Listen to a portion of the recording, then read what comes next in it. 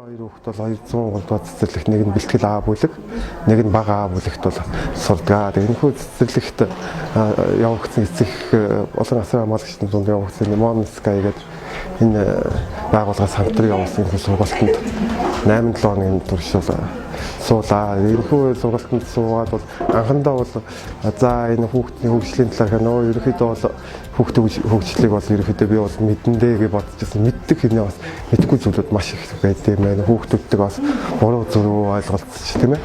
Хүүхдээ бас тодорхой хэмжээний цаг гаргаж анхаарал хандуулж чаддгүй байсан юм байна. Одоо энэ хүү сургалтанд сууснараа маш их зүйлийг ойлгож мэдж авлаа. Хүүхэд гэдэг чинь мөр багаас нь 1000 хоногийн хугацаанд яаж анхаарал тавьж хүүхдээ хөгжил яаж өсөн дэгч энэ зүйлийг хийх бол юу анхаарах хэрэгтэй гэдэг зүйлүүд маш сайн мэдэж авлаа. Тэгээд энэ хүү сургалтанд суусан сургалтанд суугаад ойлгож авсан бүх зүйлүүд бол өөр хүүхдүүдтэйгээ бол хандаж хэрэгжүүлэх үзлээ.